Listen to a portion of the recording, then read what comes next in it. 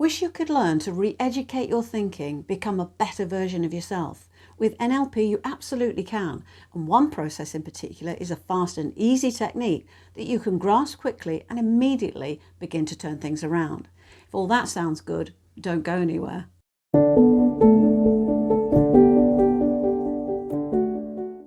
Neuro-linguistic programming, you've heard of it, but how does it work and can it help you? Today I'm talking about one of the most powerful techniques that you can use, a method of mental re-education that can naturally and effortlessly lead you to getting more of what you want from your life. Hi, Lesley Hornsby here. Welcome to my channel.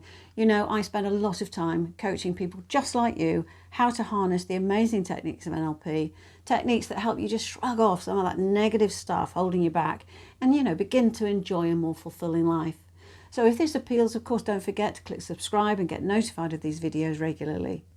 So I've been coaching with NLP for quite a few years now, and it's probably no surprise that whilst you will certainly benefit from what I'm about to share with you, to derive the full impact of working with NLP, generally it requires a bit more than just watching a YouTube video, as I'm sure you'll agree.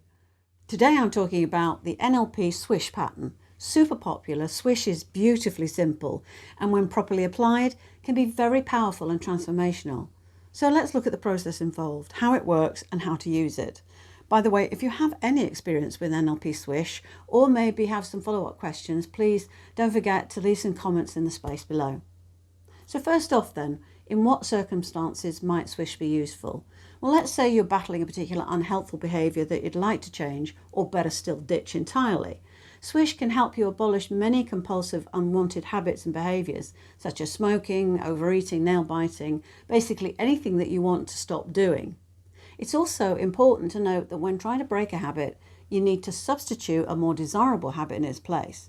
Trying to break a bad habit without this kind of substitution, with a desirable alternative in its place, that leaves a vacuum, and without a specific alternative, your unconscious may replace the old habit with some other unwanted behaviour in its place, or worse still, the old habit just resurfaces. There are a few variations to the Swish pattern, but I'm going to talk you first through the mechanics of executing it, because we need to be sure that you understand how you should be mentally preparing. So the premise of Swish is to change your focus at the moment you're about to pitch into that unwanted, habitually compulsive behaviour.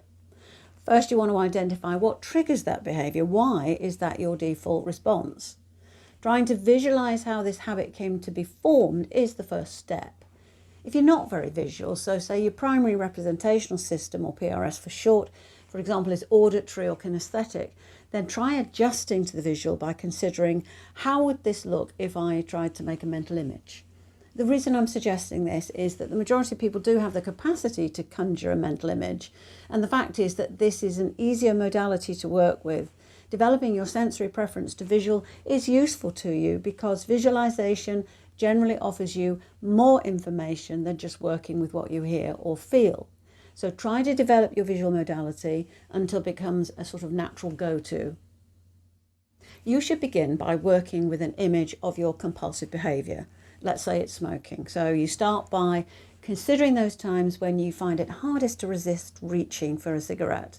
Now, it might be that stress is your greatest trigger, for example.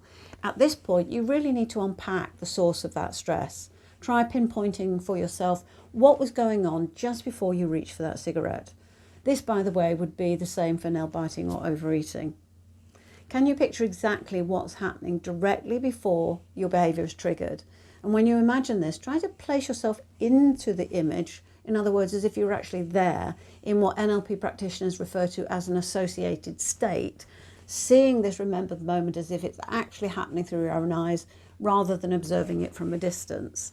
To get under the skin of your compulsion or phobia, you need to experience it in the same way as when it usually happens, because in those actual moments, when you're fully associated, immersed if you will, that then provides you with the greatest chance of identifying exactly what's going on, both mentally and physically. So you have the image and you've identified the stressor. Now ask yourself, what is causing me then to feel stressed? What is it that leads me to want to smoke or eat or bite my nails? When you've successfully imagined the moment and you've a crisp and clear recall with it close up, then just take a moment and then let it go. In its place, start to build an image of your ideal self, where you're free of the bad habit and the issues resolved. You can take it beyond that and see a you who is capable of successfully combating all and any problems or issues that you've ever had. Be as fantastical as you like. This is meant to be an ideal, so allow yourself your full reign to imagine perfection. And it's very important not to attach this ideal self to any particular context or activity or behaviour. You could try using a backdrop a bit like those heaven scenes that you see in films where the character's standing in an expanse of white and nothing else. The idea of the blank canvas is so when the time comes and you want to swish to this new you, it's not going to be limited by any context or specific circumstance. If you've achieved your optimum image of yourself and the components of that self, then it will be a self-image that you feel compelled by and drawn to, so that all you really want to do is to become that version of yourself. Now, you might be thinking, well, wouldn't it help to have some context, such as in those moments when I want to eat something and I want to be rid of that compulsive behaviour and maybe switch to exercising instead? And that's all well and good, as long as it can fit any situation. Now, it might be that you find yourself getting the urge to eat at less opportune moments, like in the middle of the night. Suppose you're struggling to sleep and suddenly all you can do is think about eating something. It's unlikely you're going to get up and start exercising. Well, you might, but I don't think so. And if your substitute behaviour for breaking the pattern isn't practical, then it can mean that you don't follow through with it. Now, this obviously applies to other compulsions as well, like smoking. The lesson here then is it needs to be practical. Generalising the ideal image of yourself can provide the answer to this dilemma. By avoiding specific context, you can adapt as much as possible to all behaviours, and so you can choose any behaviour to substitute for the unwanted compulsive one. Just to make the point, if you do use context, say you swish an image of your ideal self at work, then chances you'll probably break the compulsion at work. But if it's at home, in a different context, then it has far less chance of working. You may wish, therefore, to leave things open, allowing you to generalise to all contexts and all behaviours. So an example of non-contextual swish image is to imagine something you're good at. It might be dancing or teaching, writing novels, pretty much anything that you consider is a particularly well-developed skill or talent. Now imagine yourself doing what you're good at. At this point, chances are it has a context in your mind's eye. So if you're dancing, you might be on a stage, teaching, in a classroom, sitting at a computer writing. And as you picture yourself in this way, you need to allow the background to start to dissolve and fade away from focus. Keep picturing yourself until you're in a sort of no man's land, maybe back to the white heaven scene or a black cloth behind you. Now you've removed the context. And if you've pictured this as a moving scene, maybe try stopping it and taking a longer look. And what's the result? The loss of the context allows you to imagine this version of yourself anywhere. Now you have the opportunity to access this accomplished you, this confident person bolstered by feelings of self-worth and value that fill you when you're doing something that you're good at. All these positives become available to you then, all without the constraint of a context. So now you have a good understanding of what is meant by associated visualization. And let's then just walk through step by step one of the Swish methods. And if you want to, by all means choose whether you want to have a fixed context or not. So step 1, visualize yourself performing the habit or behaviour that you want to break. And don't forget about identifying any specific trigger that might have prompted that behaviour and how that came to be the stressor. Now the second step is to choose an alternative behaviour and then visualize yourself performing the new positive, productive habit in place of the bad habit. Remember, it needs to be something that you can adopt easily as an alternative. And you can do whatever you want to heighten the image of yourself to this ideal. So remember, you can use size, colour, brightness, sound, whatever appeals to you. And don't forget, don't overdo it. Step 3 then, visualise these two images, either side by side or one behind the other, doesn't really matter, as long as you just keep them completely separate from each other in your mind. Then step 4, start with a bad habit slowly growing in size towards you while the good habit recedes.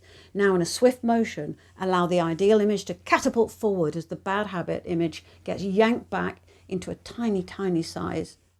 Step 5, as the two images pass, either vocalise or hear the sound of swish, and it should be strong and definite, the way a car sounds, passing you at speed on a wet road. At the same time, picture your bad habit as it falls back, being obliterated by the good habit image, which is ballooning now towards you, smashing through and rushing to the foreground. Your bad habit image is left shattered behind, smashed into 1,000 pieces. And the sixth step, to repeat stage 5. Each time picturing those two images colliding and crashing as the good habit image replaces the bad habit image. Now the seventh step is I recommend you repeat Swish at least once a day or more at first until your substitute behaviour has become ingrained and you sense that you've mastered the unwanted compulsive behaviour. There are many other NLP techniques that can contribute to banishing bad habits or breaking phobias. Swish is just one of many. If you found today's video helpful, make sure you hit subscribe and also the bell so that you'll know whenever I post a new video. There's also a free digital guide to 3 more popular NLP techniques, anchoring, reframing and the meta model. Just use the link I've included below to get your copy. And if you think you'd like to explore coaching with NLP, then why not book a free 30-minute appointment to talk things through and see how it might benefit you. I've added a link to that too. And if you'd rather know a bit more about what life coaching entails, look for the link to another of my videos where I talk about the process of life coaching and what to expect. In the meantime, please join me again next time for more on the wonders of working with NLP and living a better life. For now, thanks for watching, and I'll see you soon.